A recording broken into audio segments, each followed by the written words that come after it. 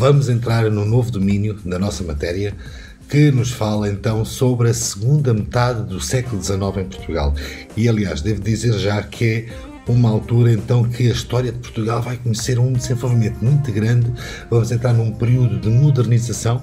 Digamos que agora acabaram-se as guerras, né? Acabámos de sair de uma guerra civil, né? Com os liberais e os absolutistas, saindo de vitoriosos dos liberais, e então digamos que agora não há conflitos, então há mais tempo, no fundo acaba por haver mais tempo para que outras atividades que são essenciais a qualquer país, a qualquer reino, não é? Sejam muito importantes, não é? E neste momento Portugal estava numa situação, digamos que um pouco até atrasada em relação a outros países da Europa. Então vamos ver, temos então a modernização das atividades produtivas portuguesas.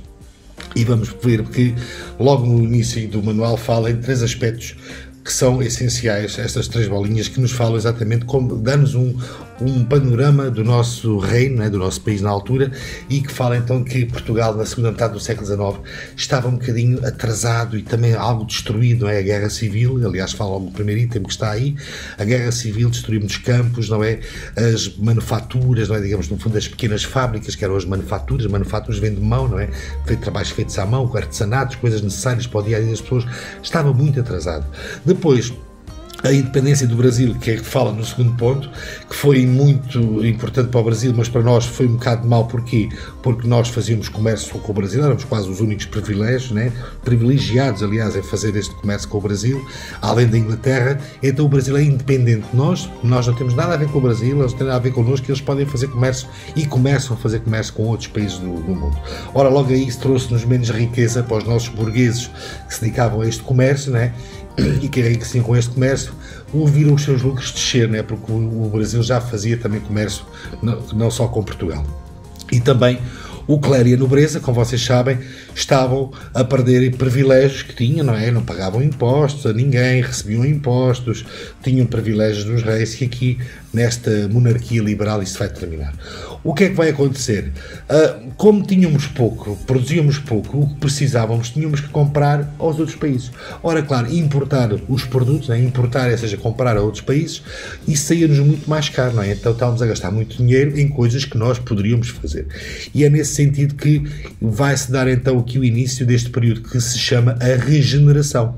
Vocês têm a palavra destacada no vosso livro, não é? A regeneração vai-se dar então nesta altura no reinado de Dona Maria II. Dona Maria II, vocês têm aí na página ao lado, podemos ver essa pintura de Dona Maria II, e é no reinado de Dona Maria II que vai começar este período da regeneração. A regeneração, no fundo, não é mais nem é menos, como vocês também têm no vocabulário, o início de um período de desenvolvimento do país. Desenvolvimento e também modernização acima de tudo, modernizar-se um bocadinho. E então é no reinado de Dona Maria que isso vai acontecer. Lembra-se que ela é lá a rainha, né? O Dom Miguel teve que assinar a Convenção de Abramonte, foi-se embora, foi expulso de Portugal, os liberais ganharam, temos uma monarquia liberal. E então, o que é que acontece? Temos a Dona Maria, e a Dona Maria é no reinado dela que isto tudo vai acontecer. Infelizmente, ela não vai assistir já a muitas coisas que vão aparecer, nomeadamente o aparecimento do comboio, a primeira viagem de comboio em Portugal. Ela já não vai ter esse privilégio, vai ser o seu filho, Dom Pedro. Ora, então, voltando à página seguinte, estávamos então a falar que qual é que era então, diz aí, o estado da agricultura. Ora bem, começamos com a agricultura, porque, como vocês sabem, a agricultura é a base do sustento da alimentação do ser humano, não é? A agricultura, a criação de gado, e nesse sentido a agricultura estava muito atrasada. E aí, porquê atrasada? Temos aí vários motivos, temos aí 4 motivos, vocês reparem, fala logo no primeiro pontinho, o direito de morgadio e a população analfabeta. Para já, a população muito analfabeta, digamos quase 1/5 das pessoas é que sabia ler, vejam bem, ou seja, comparando isso em percentagens, estamos a falar de quase 90% das pessoas portuguesas, os portugueses não sabiam ler nem escrever. Isso revela muito atraso, as pessoas não tinham acesso à informação, até podiam ser enganadas facilmente, quer dizer, não liam, não tinham conhecimento. E então as pessoas eram analfabetas. E o direito de morgadio era um direito que havia um bocado estapafúrdio, que quer dizer, tem a sua explicação, que eu já vos digo qual é, mas hoje em dia achamos aquilo um bocado, até ficamos revoltados. O morgadio era assim, quando alguém morria, essa pessoa, se tivesse, por exemplo, um terreno, né, um homem qualquer, era casado, tinha 3 filhos, tinha um terreno. Quando ele morria, o terreno não era herdado pelos 3 filhos, só era herdado pelo mais velho. Chamava-se isso o direito de morgadio. E a explicação qual é que era? A ideia era a seguinte, era que se fosse só o filho a herdar esse terreno ficava só para esse filho, e quando ele um dia morresse, seria o filho dele, ou seja, o neto, que iria receber, e seria sempre assim. Ao passo que se dividir o terreno por 3 pessoas, por 3 filhos, os 3 casam, os 3 têm filhos, depois quando eles morrerem, os terrenos cada vez vai sendo mais pequenino, vai sendo dividido por todos os descendentes, todos os herdeiros, e estão a ver, as coisas iam-se perder. A ideia era manter a propriedade sempre naquela família. Daí o direito morgadio, o que é que fazia? Era mau. Porquê? Mas porquê é que isso era mau, professor? Está bem, era mau porque os irmãos mais novos não iam herdar nada, só o mais velho. Mas não só por isso, porque suponham que havia 2 filhos, o mais velho recebia o terreno, o mais novo não recebia. O mais velho, que tinha recebido o terreno, não queria saber daquilo para nada, nem queria saber da agricultura, não tinha interesse nenhum naquelas coisas.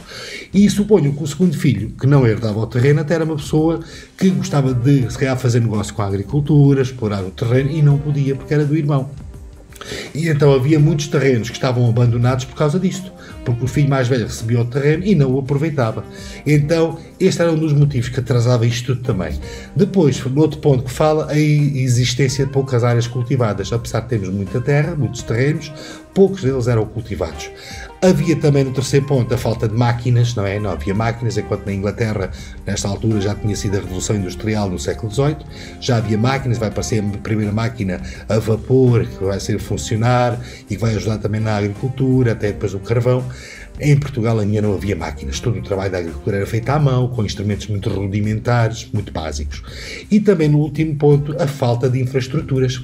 O que é que são infraestruturas? Infraestruturas é tudo que sejam, como diz aí, estradas, meios de transporte, as estradas eram muito más, havia poucas estradas, os meios de transporte eram muito maus, eram as carruagens puxadas pelos cavalos, enfim, eram outros tempos e tudo isto prejudicava.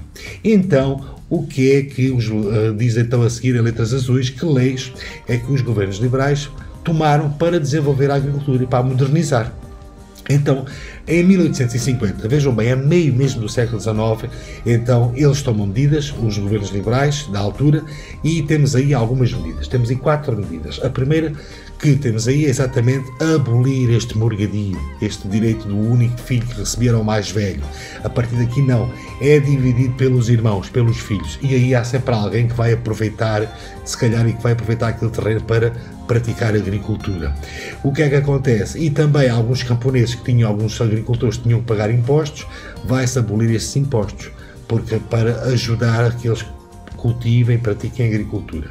No segundo ponto, temos aí também que algumas terras que eram do clero, à volta dos mosteiros, não é? Que eles também tinham aqueles territórios, havia terras que essas ordens não aproveitavam, e então algumas ordens dessas religiosas até foram extintas, acabaram com elas, e os terrenos que eram do clero foram vendidos a pessoas que queriam comprar o terreno e queriam aproveitá-lo.